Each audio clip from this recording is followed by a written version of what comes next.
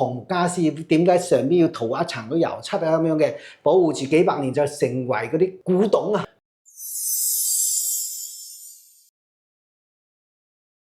！Hello， 大家好。今次咧，我哋咧又邀請咗我哋蔡主任咧，同我哋介紹一個非常之多我哋講香港朋友想知道嘅問題啦。今期係講咩？大家見到你好多隻牙，見到嗰隻牙嗱，咁其實有個問題嘅就係、有啲朋友問咧，就係譬如我隻牙爛咗，係咁係咪我一定要叫做剝咗佢咧？或者係我可以有其他嘅治療方式，或者我哋做個根管治療？咩情況下係可以唔同嘅治療方式咧？係咁樣嘅。如果係話咧，你如果爛咗牙，蛀咗牙之後咧，我哋咧就首先嘅係先爛咗痛咗牙髓嘅，我就要做根管治療啦。根管治療咧就係似咁樣切開嚟之後咧，呢個牙齒，然之後咧就攞呢啲工具咧將啲牙髓抽出去，抽完之後咧就沖洗乾淨之後咧就倒死。倒完之後咧，再做個牙套套翻落去嘅咁樣嘅，就保護住。因為咧呢個牙神經已經冇晒，呢個牙嘅神經咧係營養呢個牙冠嘅。牙根嘅周圍咧，佢有個神經，有血管，有嗰啲纖維嘅拉住呢個牙齒。咁樣佢有血管嚟保護住呢個牙根，係唔會有咩大問題。即係啲牙髓咧，佢係營養呢隻牙冠嘅。家下咧就你做咗治療之後咧，呢個牙髓係冇咗噶啦。哦，呢個牙髓冇咗就冇辦法營養呢個牙冠嘅同時咧，你做咗治療之後咧，根沖咗之後，你再要補翻然之後咧，再做牙套套翻落去，就同嗰個家私嗰就話嗰啲紅家私點解上邊要塗一層嗰油漆啊咁樣嘅，保護住幾百年就成為嗰啲古董啊，係嘛？呢個牙齒一樣嘅，如果係你要做牙套套翻落去之後咧，佢唔會話有嗰啲咩食物侵入啊，唔會氧化，啲牙冠就更加耐用嘅情況係咁嘅。咁我想請問下咧，係咪真係而家好多觀眾朋友就係講牙痛啦？咁牙痛係咪就可以通過做呢個根管治療可以叫做解決呢個問題？解決呢個問題。你如果係到咗牙根個牙根尖周炎，佢係仲係好易治療嘅。而有啲咧就剩低啲牙冠，佢咧就係殘根啦，就冇咗呢個牙冠。然之後咧，佢入邊咧又有好大個囊腫啊，或者係牙周炎啊咁樣嘅情況，咁樣就弊家伙啦。呢隻咧係留唔到嘅，你一定係會剝咗嘅。哦，即係其實牙痛都要睇翻個痛嘅狀況。係狀況同牙嘅狀況嚟決定嘅。如果係呢個狀況，呢個牙冠咧佢比較完整，或者咧牙拍咗片之後咧牙腳係一個完整嘅，我哋都好易治療咗之後咧，或者係打樁啊，補牙頭落去，然之後做牙冠套翻落去，同比種牙好。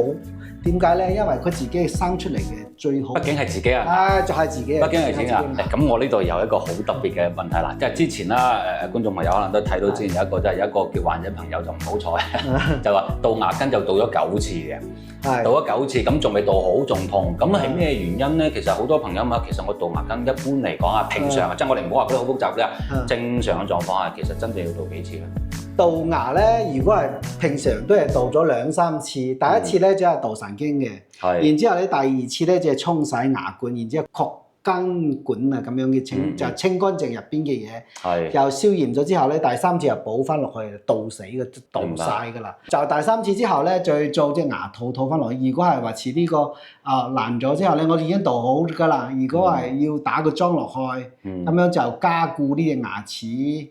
然之後咧，再做牙冠上去咁樣嘅，保護住呢個牙齒就比較穩陣啦。明白。咁我有問題啦。咁頭先點解佢會有啲客戶會叫做倒咗9次咧？一般2到3次咧？咁我想請問下啦，咁呢個會唔會同個醫生嘅經驗都有關係？都好大關係。好大關係嘅。係好大關係。即係譬如好似你係專業嘅，咁我可能2、3次就搞掂，即係經驗豐富嘛。有啲就正如你所講，可能其他我有啲細節冇處理好。係就係細節嘅問題。關鍵就係經驗就係細節嘅問題啦。如果你經驗夠嘅話，你會原因。係咩情況之下咧？佢係仲係痛嘅，點解會痛？未消失嘅問題，都會揾原因。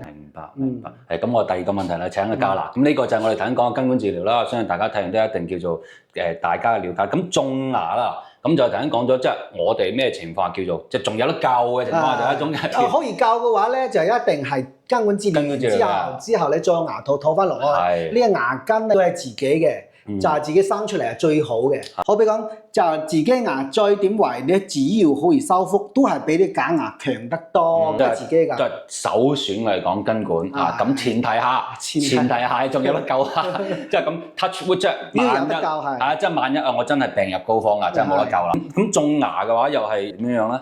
種牙咧就係話，如果係呢隻牙咧缺失咗之後咧，首先係種翻落去。如果係你雙牙咧，就要靠兩邊嚟車晒之後咧，再做牙套翻落去嘅。呢個雙牙咧就係要將啲牙車到啲入邊個位置，變晒之後咧，再做牙套翻落去嘅咁嘅情況嚇。呢隻咧就係要車晒之後咧，先可以咁樣做牙套翻落去咁樣嘅。如果係話你要種牙，只係種一粒唔夠噶啦。佢唔使損傷兩邊牙齒，缺失咗之後，首先係種牙，其次咧就係話你如果係呢隻牙咧，都係做咗治療嘅，或者係做咗牙套嘅，或者呢隻牙咧本身有些少爛嘅，你覺得咁樣嘅話咧，你種牙咧時間長，你可以又可以保護住呢個比較殘缺嘅牙冠，咁樣一齊嚟保護住咧，咁嘅時候傷埋就唔會咁痛苦。都可以咁樣嚟整。明白。咁即係其實具體都要睇翻你個人睇情況啦。即係譬如你中間隻牙，譬如你缺失咗好耐啦，其實要睇翻你兩隻牙狀況先會俾到個醫療。俾療，仲有一個問題咧，你缺失時間長咗，呢個骨頭萎縮咗咧，可能要植骨粉啊，要填膜啊咁樣嘅工程比較大嘅情況之下咧，你可以係雙牙嚟修復翻都 OK 嘅，就睇情況啦。最關鍵係睇情況嚟決定要點樣整。